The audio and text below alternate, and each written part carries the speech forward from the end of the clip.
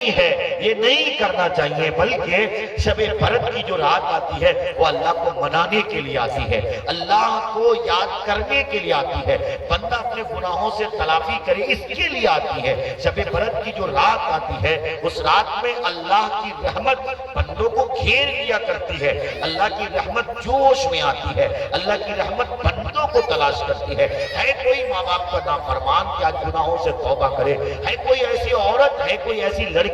جس نے گناہ کیے، جوانی میں کیے، اپنے زندگی میں کیے، کہ آج وہ گناہ کر لے، آج وہ اپنے گناہوں سے معافی چاہ لے، اللہ اس کے گناہوں کو معاف کر دیتا۔ یہی وجہ کہ شب برات کے بارے میں جو روایت آپ نے سنی ہے کہ اماں عائشہ رضی اللہ تعالی عنہ فرماتی ہے کہ شب برات کی رات تھی، میری باری تھی، نبی علیہ السلام تشریف لائے، کچھ کپڑے اتارے، اسی بیچ میری آنکھ لگ گئی، پھر آپ کپڑے پہن لیے، آپ میرے کمرے سے رخصت ہو گئے، میں اپنے خیالات پر شرمندہ ہوئی کہ پتہ نہیں آپ کہاں تشریف لے گئے ہو۔ اپنے خیالات پر شرمندہ ہوتے ہوئے میں نکل گئی تلاش کے لیے، تو دیکھتی کیا ہوں کہ جنت البقیع کے پیچھو پیچھ آپ تشریف فرما ہیں، اپنی امت کے لیے ساروں قطار رو رہے ہیں، اے اللہ میرے امت کے گناہوں کو معاف فرما دینا۔ اماں عائشہ رضی اللہ تعالیٰ عنہ فرماتی ہیں کہ میں اپنے خیالات پر شرمندہ ہوئی، میں الٹے پاؤں گھر آ گئی، اور جب نبی علیہ السلام تشریف لائے تو میں نے کہا کہ دیکھو بھائی، دیکھو آپ چونکہ وجہ کائنات ہیں، تخلیق کائنات ہیں، اللہ تبارک و تعالیٰ جن کے قبضے قدرت میں میری جان ہے، اگر آپ معاف نہیں کریں گے تو اللہ معاف نہیں کرے گا۔ اب اماں عائشہ روتی چلی جا رہی تھی تو نبی علیہ السلام نے خیریت پوچھی، ہوا کہ عائشہ بتاؤ میری جان تکلیف کیا ہوئی، ارے رو کیوں رہی ہو؟ اس موقع سے نبی علیہ السلام نے فرمایا کہ عائشہ میں تمہاری وجہ رونے کی نہیں سمجھ پا رہا ہوں۔ اماں عائشہ فرماتی ہے کہ آپ کمرے میں تشریف لائے تھے، آپ کپڑے اتار رہے تھے کہ میری آنکھ لگ گئی، پھر آپ چلے گئے، اور پھر میں اپنے خیالات پر شرمندہ ہوئی کہ کہیں آپ دوسری جگہ تو تشریف نہیں لے گئے ہو، میں اپنے خیالات پر شرمندہ ہوئی۔ تب نبی علیہ السلام نے جو جملے فرمائے، جو ارشاد فرمایا، وہ ہمیں اور آپ کو سننا چاہیے۔ آپ علیہ السلام نے فرمایا عائشہ یقیناً تمہاری باری تھی اور تمہارے کمرے میں تشریف بھی لے آیا تھا، لیکن اسی بھی جبرائیل امی تشریف لائے، اور جبرائیل امی نے گویا مجھ سے کہا کہ اللہ کے رسول علیہ السلام آج کی رات ایسی مبارک رات ہے جس میں بنو کلب کے، بکریوں کے بال کے برابر بھی اگر کوئی بندہ گناہ کرتا اللہ اس کے گناہوں کو معاف کر دیتا۔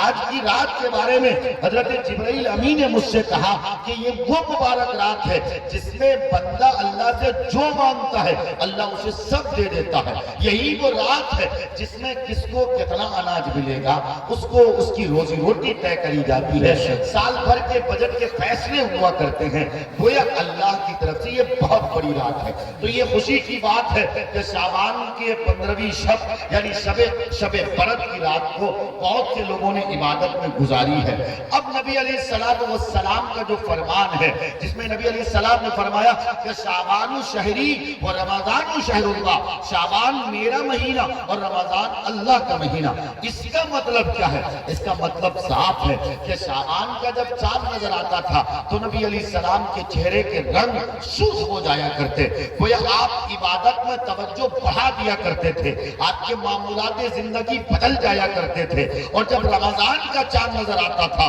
تو پھر کیا کہنا اللہ اللہ، آپ صحابہ کرام کو لے کے بیٹھتے اور کہا کرتے، فرماتے کہ دیکھو بھئی رمضان کا مہینہ آیا ہے، اور رمضان کے مہینے کے بارے میں نبی علیہ السلام کا فرمان ہے کہ جس کسی کو رمضان کا مہینہ ملے اور وہ اپنے گناہوں کو نہ دھوا پائے، اپنے گناہوں کی معافی نہ کروا پائے، اللہ کے قریب نہ ہو سکا، اس سے بڑا بدبخت اور کوئی نہیں ہے۔ آج رمضان کا مہینہ ہمارے اور آپ کے بیچ آ رہا ہے، ان قریب وہ مہمان مہینہ آ رہا ہے، ہم لوگ اس مہینے کا استقبال کس طرح کریں گے یہ ہمارے آنے والے چند دن کے بعد پتہ چل جائے گا۔ تراویح چند مساجد میں ہوتی ہے، چند جگہوں پہ تراویح ہوتی ہے، لیکن جس طرح انتظام ہونا چاہیے شہروں میں لوگ جس اہتمام کے ساتھ رمضان کے مہینے کی قدر کرتے، تراویح اہتمام سے پڑھتے۔ ہمارے یہاں سرجا پوری سماج میں، یہ دیہاتی علاقے میں وہ اہتمام نہیں کیا جاتا۔ ہم کل بھی جس طرح زندگی کاٹتے تھے آج بھی کاٹتے ہیں۔ حوا کی بیٹیوں کی زندگی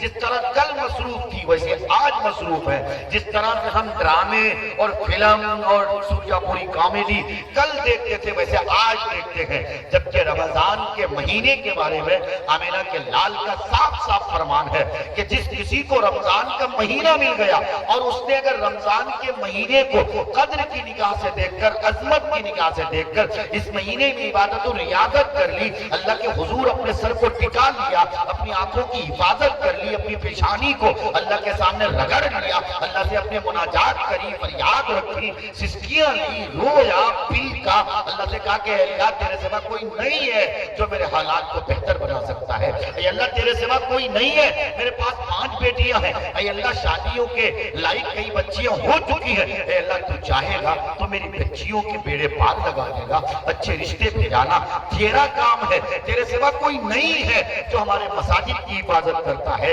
حفاظت کر سکتا، ہمارے مکاتب کی، ہمارے مدارس کی، ہماری خانقاہوں کی، ہمارے قبرستان کی۔ گویا رمضان کا مہینہ اللہ سے بندوں کو قریب کے لیے آتا ہے۔ اسی لیے حدیث کا جملہ ہے، یہ بچہ کیا کر رہے ہے؟ چشمہ کا بچہ